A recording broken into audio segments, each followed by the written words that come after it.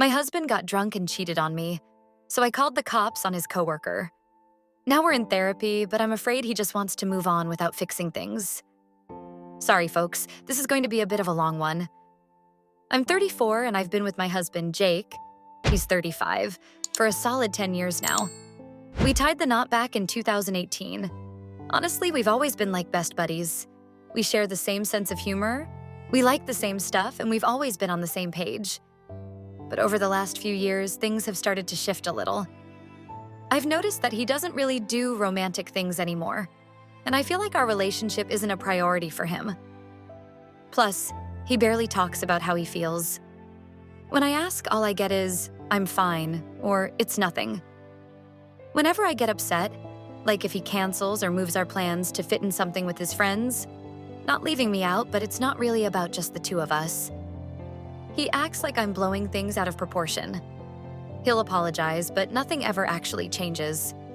At one point, I tried to open up to him about how our relationship felt like it was getting shallow and that I needed more romance. But again, he'd say sorry, and then we'd be right back where we started.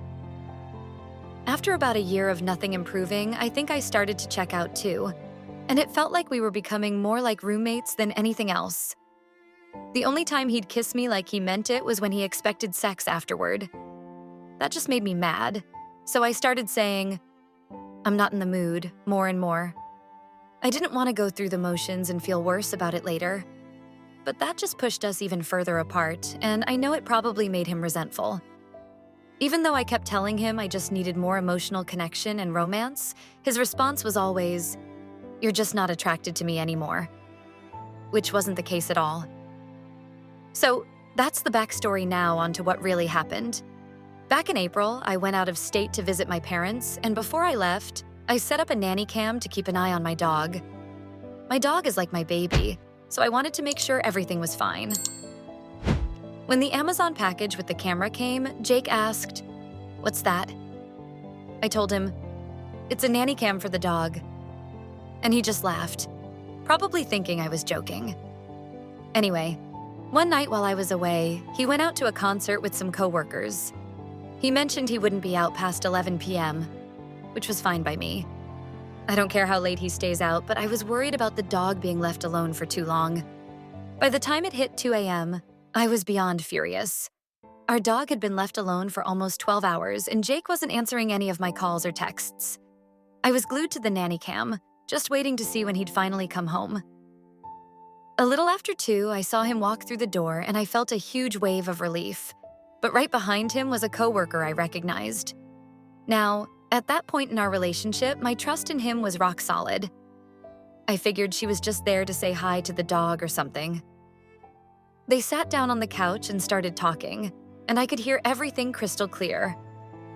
She had driven him home and was completely sober, while he was just laying there on the couch, slurring his words, clearly drunk. The conversation started getting a little flirty, but even then I was telling myself it was no big deal. Well, I was wrong, so wrong. He actually asked her to kiss him, and the next thing I knew, she was on top of him, and the two of them were grinding on the couch. I was in complete shock, panicking and crying, but I couldn't do anything except watch this nightmare unfold on that crappy camera. I felt completely helpless.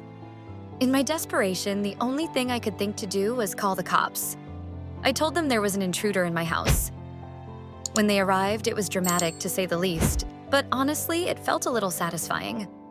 They got the message across loud and clear about how enraged I was. After all of that, Jake apologized, but he also tried to excuse it by saying he was drunk and upset about how we weren't having sex often enough. I tried to explain to him that even in a situation like that, he could have made a choice to talk to me about it, to work things out with me, instead of betraying me like that. We've started going to therapy, but it feels like he's more interested in just moving past it than actually fixing what went wrong. I love him so much, but I'm scared we're going to end up right back in the same place. Any thoughts or advice would mean a lot to me.